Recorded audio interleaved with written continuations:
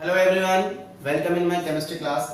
Students, NCERT problems चल रही हैं अपनी, और एनसीईआरटी के जो क्वेश्चंस हैं हम उनको सॉल्व करा रहे हैं। जितनी भी प्रॉब्लम्स आपको आ रही हैं, लास्ट क्लास में मैंने आपको प्रॉब्लम्स 1.22 यानी कि आज हम पढ़ेंगे 1.33। 1.22 मैंने आपको सॉल्व करा दिया था। देखो वो कन्वर्जन है, उसमें आपको यूनिट का ध्यान रखना है, वॉल्यूम वगैरह, जैसे कि 1 किलो में 10⁻³ होता है, तो आपको पहले से ही पता होना चाहिए। मैंने हालांकि आपको लास्ट क्लास में वो सारी चीज़ें बता दी थी। आज हम पढ़ रहे हैं एग्जाम्पल एनसीईआरटी के क्वेश्चंस 1.23। ठीक है, इस क्वेश्चन के अंदर आपको एक रिएक्शन गिवन है। ये रिएक्शन है A+B2 = AB2। ठीक है, और इस क्वेश्चन में अब आपको अलग अलग डिफरेंट कंडीशन दी हुई हैं, और उन कंडीशन में आपको क्या निकालना है, लिमिटिंग रिएजेंट LR आपको फाइंड करना है, सीमांत अभिकर्मक। ठीक है, ये क्लास में मेरा हिंदी मीडियम और इंग्लिश मीडियम दोनों के लिए कॉमन है, क्योंकि क्वेश्चंस चल रहे हैं, क्वेश्चन सेम हैं। तो अब आपको यहाँ पर LR निकालना है, और डिफरेंट कंडीशन आपको यहाँ पर गिवन है।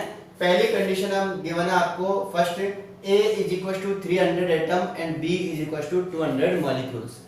अगर आपका A 300 एटम हो और B 200 मॉलिक्यूल्स हो, अणु हो, 300 परमाणु है A के और B के 200 अणु हैं, तो लिमिटिंग रीजन कौन होगा, A होगा या B होगा? अभी पता लगाते हैं।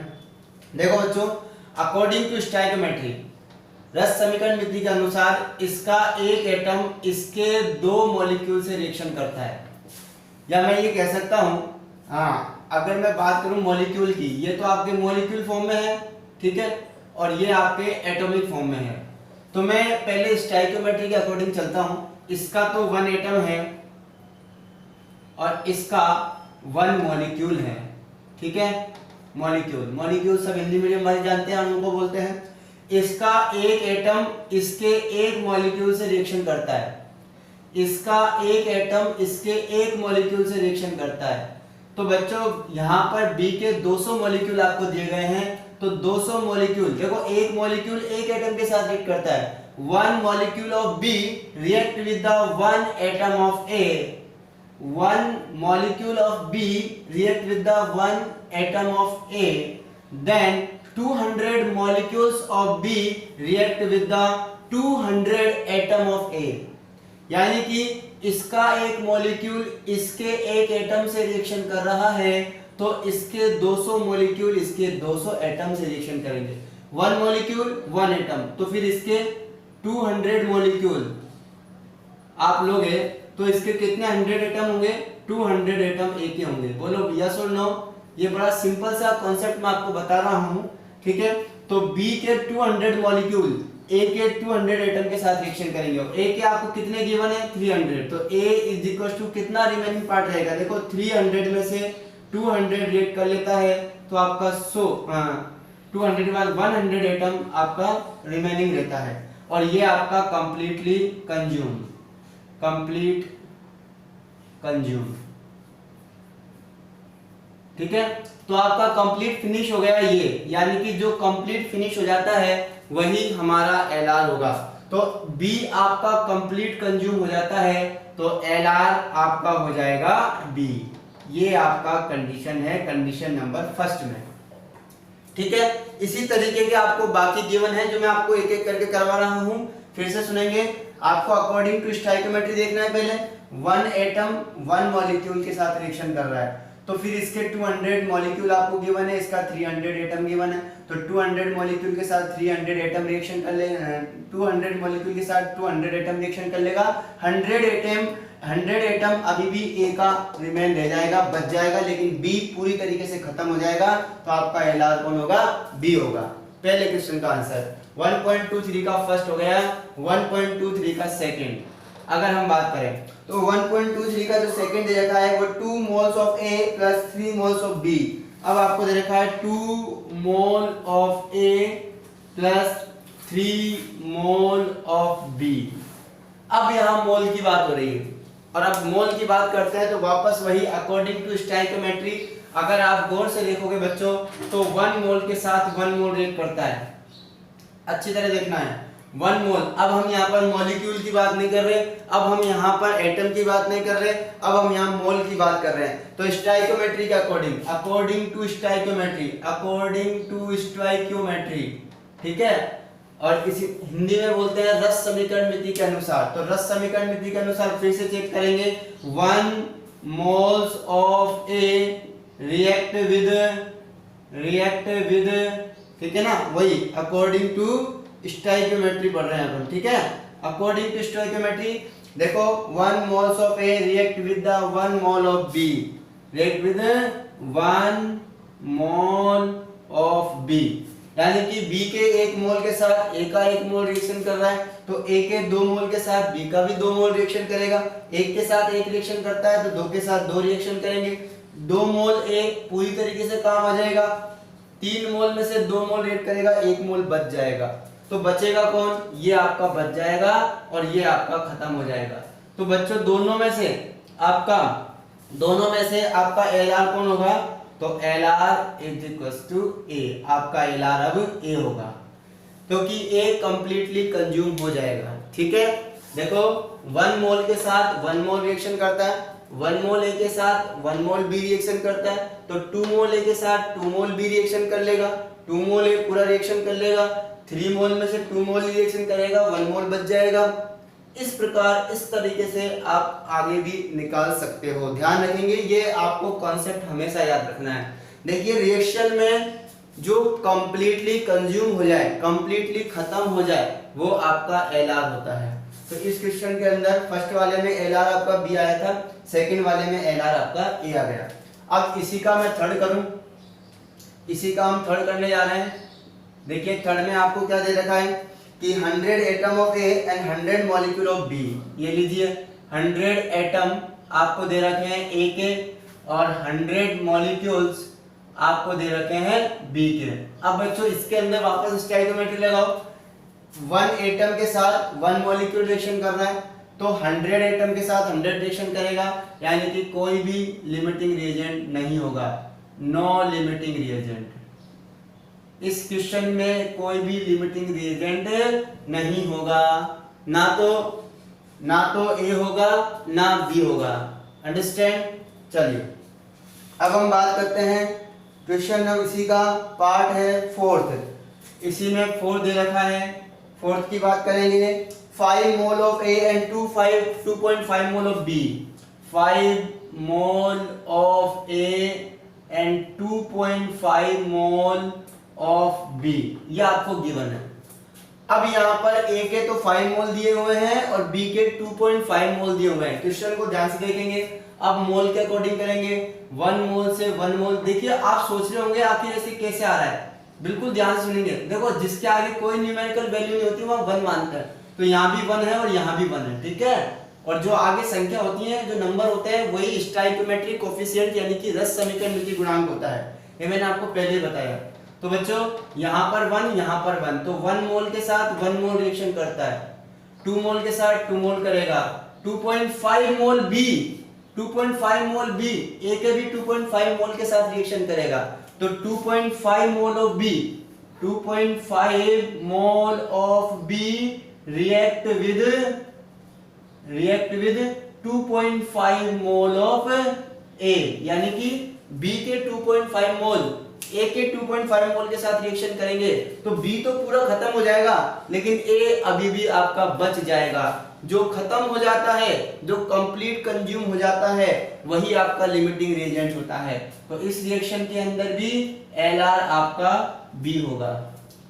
रिएक्शन एक ही रखनी है, कंडीशन अलग अलग गिवन है आपको, और उसमें आपको LR पूछा है। तो लास्ट एंड फाइनल 5वें नंबर में आपसे पूछा गया है 2.5 mole of A, 2.5 mole of A किसके साथ, 5 मोल ऑफ B के साथ रिएक्शन कर रहा है। अब आपका लिमिटिंग रिएजेंट कौन हो जाएगा बताइए।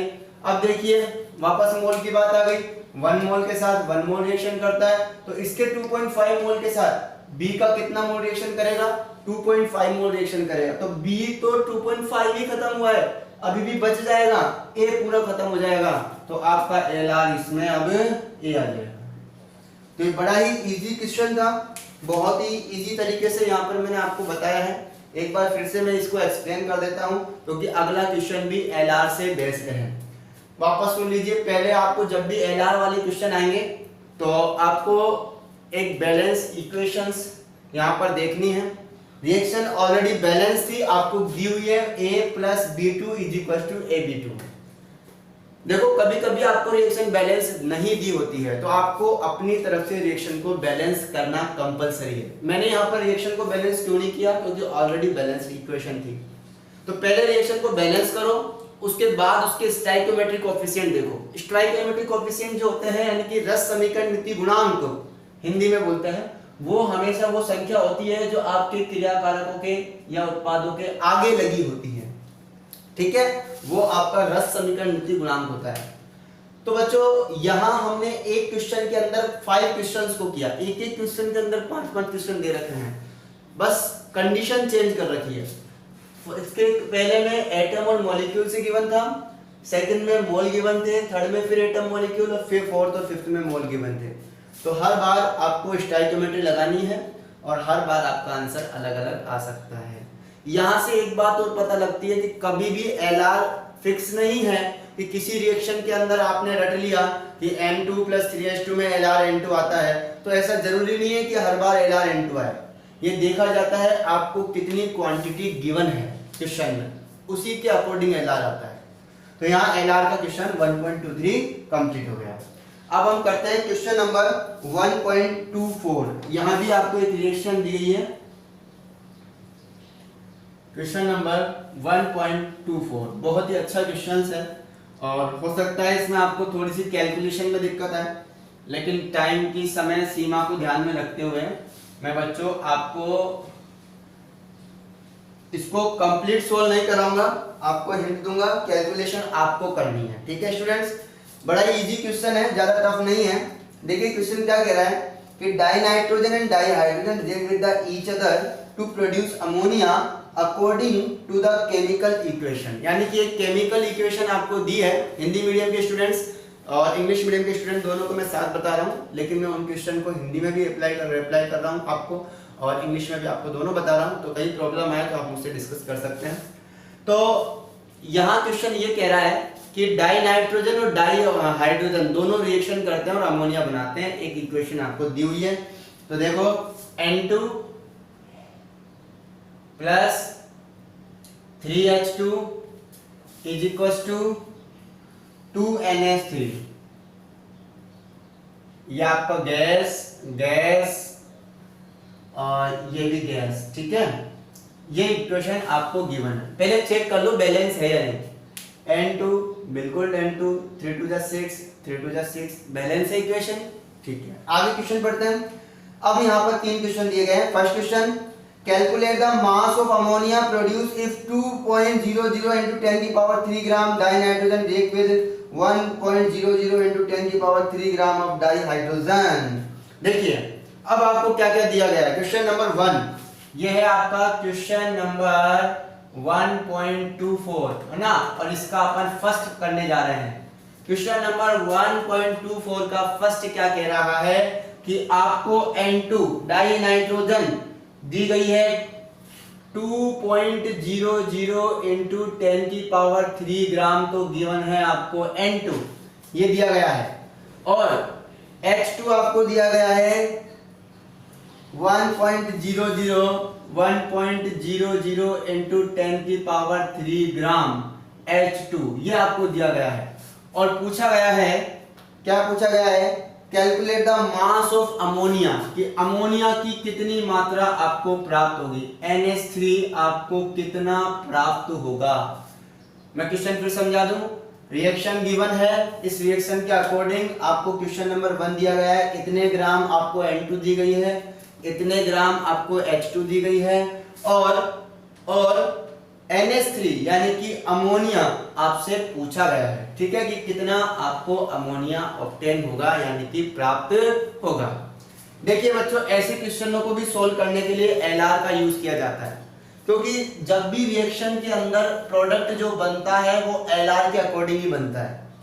LR अगर आपने ढंग से फाइंड आउट कर लिया तो आप ऐसे क्वेश्चनों को आसानी से कर सकते हैं और एकदम एक्यूरेट कर सकते हैं। ऐसे क्वेश्चन कंपटीशन में आने के लिए होते हैं।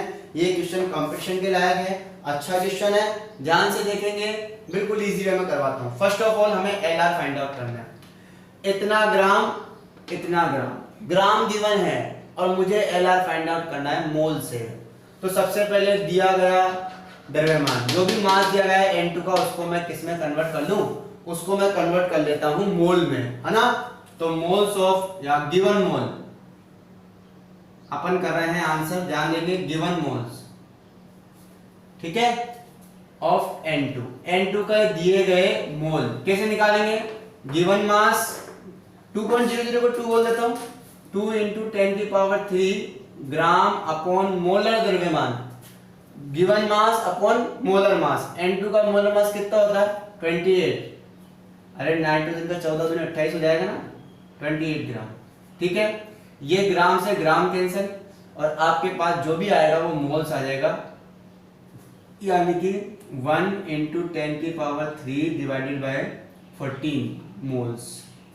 ये इसके मोल आ गए। इधर आ जाओ, अगला given moles of H2। Given मतलब दिया गया मोल।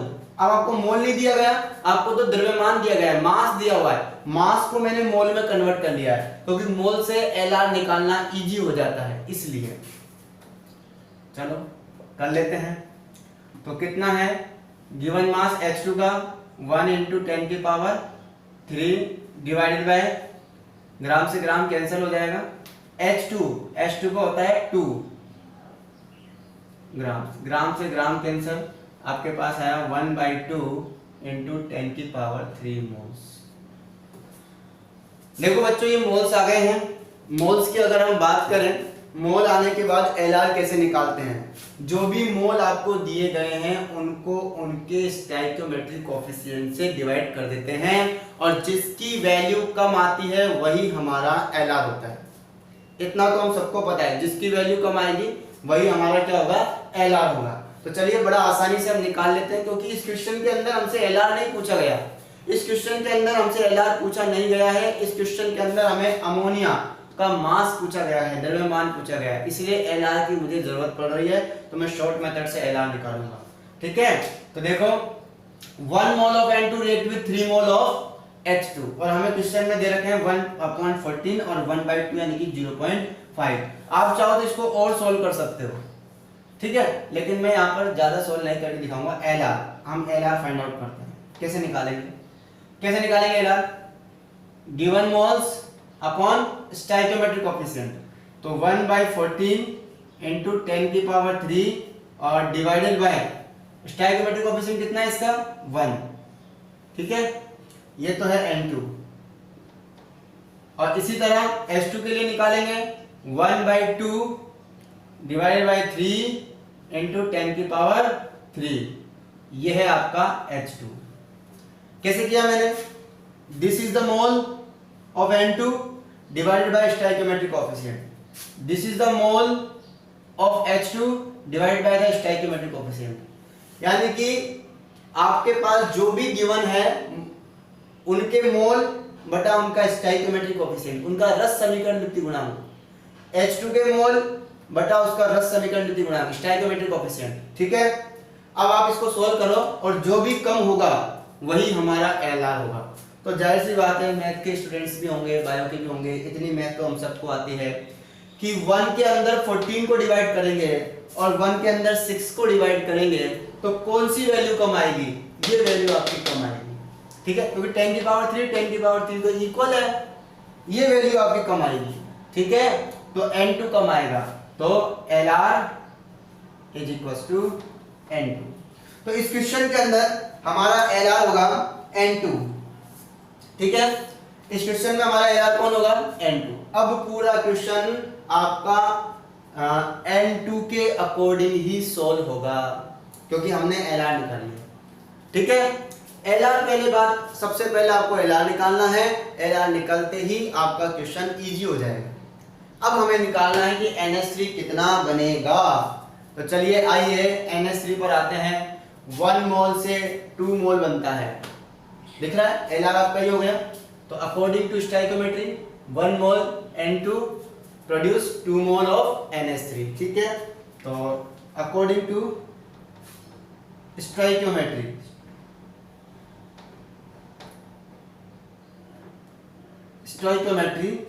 देखो, according to stoichiometry 1 moles of, मैं पूरा लिख रहा हूं, साफ से लिख रहा हूं, 1 मोल ऑफ N2 प्रोड्यूस्ड, ठीक है, 1 मोल, एक minute, 2 mole of NH3 produce by, ऐसे लिख सकते हैं इसको, 2 moles of NH3 produced by the 1 mole of N2। Hindi medium फिर से सुनिए, 2 मोल ऑफ NH3 के 2 मोल प्रोड्यूस होते हैं 1 मोल N2 से, N2 के 1 मोल से NH3 के 2 मोल बनते हैं। 1 मोल N2 से, कितने मोल से? 1 मोल से 2 मोल बनते हैं, ठीक है। और मेरे पास कितने मोल गिवन है? गिवन मोल ऑफ N2 कितने मोल गिवन है? 1 into 10⁻³ डिवाइडेड बाय 14 मोल। तो इतने से कितने बनेंगे? 1 से 2 बन रहे हैं, तो इससे कितने बनेंगे? 2 से मल्टीप्लाई कर दें, then 1/14 into 10⁻³ moles of N2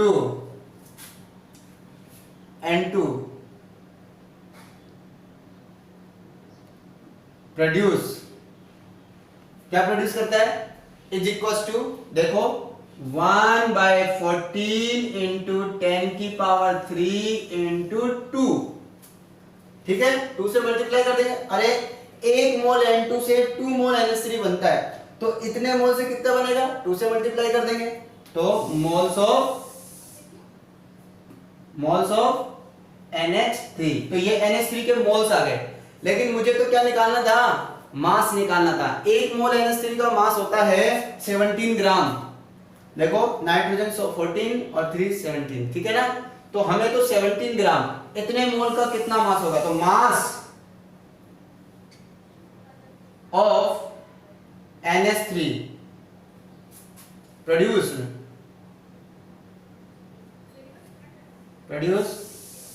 bye the N2 is equal to, तो कितना मास NH3 का N2 ने प्रोड्यूस कर दिया?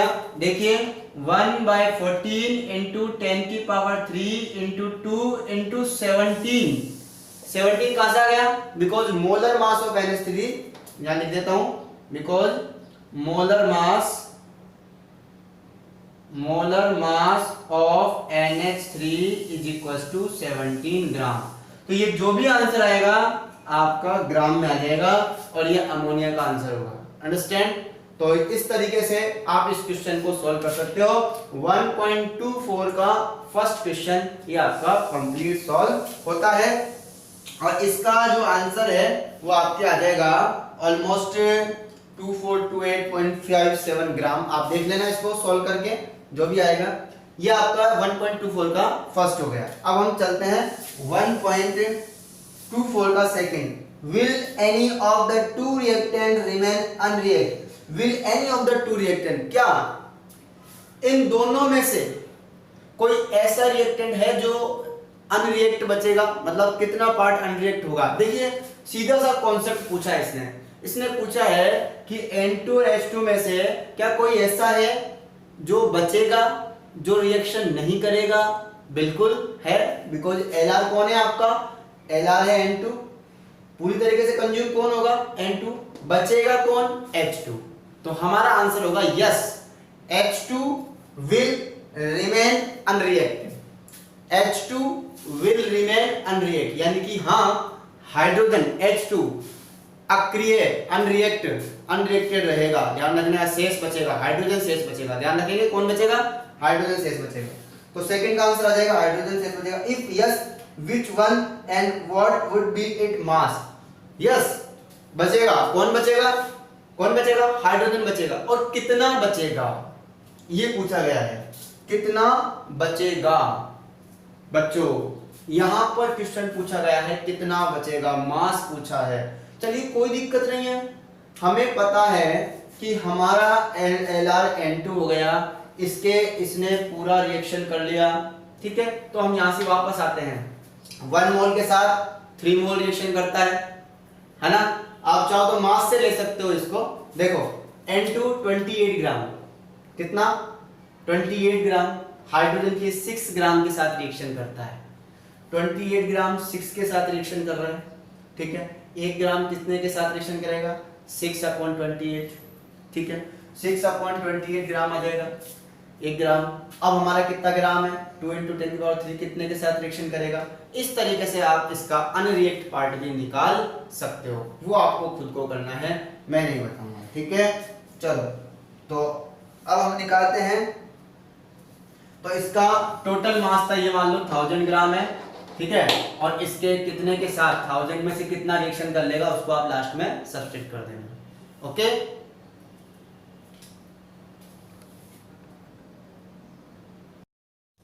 तो स्टूडेंट्स हाइड्रोजन का कितना मास हमारे पास बचेगा वो हमें निकालना है, यानी कि अनरिएक्ट पार्ट ऑफ हाइड्रोजन या अनरिएक्ट मास ऑफ हाइड्रोजन निकालना हो।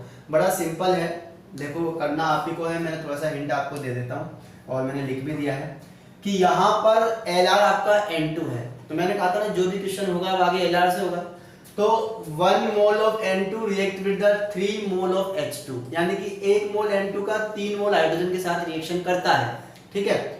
1 मोल N2 का मास होता है 28 ग्राम, 28 ग्राम। तो मैंने यहाँ लिख दिया 28 gram of N2 react with, इसका मास हो जाएगा हाइड्रोजन का, देखो 1 मोल का होता है 2 ग्राम, तो 3 मोल का हो जाएगा 6 ग्राम। तो मैंने यहाँ लिख दिया 28 gram of N2 react with the 6 gram of H2।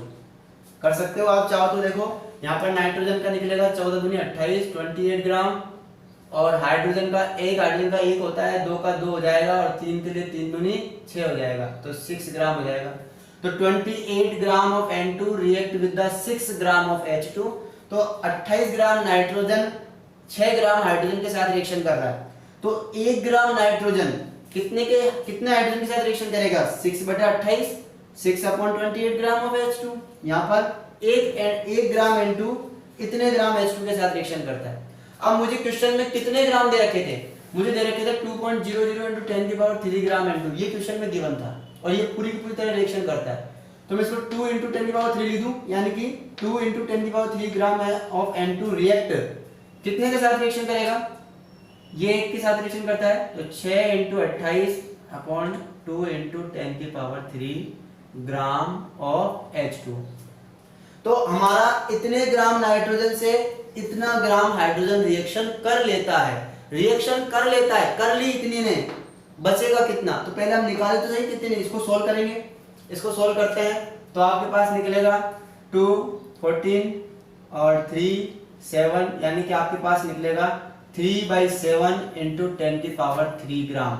और इसको भी जब मैं सोल्व करूंगा तो ये आ जाएगा 0.4 2 and 8 × 10⁻³, जिसको मैं लिख सकता हूं 428 ग्राम ऑफ H2, यानी कि आपके पास 428 ग्राम H2 आया। इतने ने रिएक्शन कर ली, और हमें निकालना है बचा हुआ रिमेनिंग, ठीक है ना। तो रिमेनिंग या अनरिएक्ट मास ऑफ H2 निकालना है हमें, अनरिएक्ट मास जिसने रिएक्शन नहीं की है, अनरिएक्ट मास ऑफ H2 का वो मास निकालना है, वो द्रव्यमान निकालना है जिसने रिएक्शन नहीं की है। इसने तो कर ली है। तो टोटल कितना था मेरे पास? 1 × 10⁻³, यानी कि 3 को कहते हैं 1000 ग्राम। कितना था टोटल? 1000 ग्राम। अरे 1000 हो जाएगा ये, अरे 1 × 10⁻³ यानी कि 1000 हो गया ना। तो 1000 ग्राम है मेरे पास। तो 1000 ग्राम में से 428 ने रिएक्शन कर ली, और आप यहां पर आसानी से निकाल सकते हो रिमेनिंग कितना बचा, 570 और कुछ 2 के समथिंग आपका यहां पर निकल जाएगा, 572 ऑपरेट्स है ग्राम ऑफ H2 आपका अनरिएक्ट रहेगा। इस तरीके से स्टूडेंट्स आपके और भी LR के क्वेश्चन देखो, NCERT के क्वेश्चंस हैं, बड़े लंबे लंबे आंसर होते हैं, बड़ा सोच समझ के इनको करना पड़ता है और सीधे की सीधे कंपटीशन एग्जाम में ये क्वेश्चन आते हैं। अभी 1-2 दिन पहले ही नीट का पेपर हुआ था आपके, और नीट के पेपर में इसी चैप्टर में से एक क्वेश्चन एज इट इज उठकर आता है। जैसे कि आपका था कि किसके अंदर एटम ज़्यादा होंगे, किसके अंदर मॉलिक्यूल ज़्यादा होंगे, 1 ग्राम आपका ले लिया, 1 मोल ले लिया। तो इस तरीके से जो क्वेश्चन है आपके NCERT से as it is question competition exam में उठकर आते हैं, इसलिए इन क्वेश्चनों को सोल्व करना बहुत ज़्यादा ज़रूरी हो जाता है। तो स्टूडेंट्स मिलते हैं नेक्स्ट क्लास में नेक्स्ट क्वेश्चन के साथ, और इसी तरह पढ़ते रहिए ध्यान लगाकर। मिलते हैं नेक्स्ट क्लास में। Thank you so much, goodbye, take care.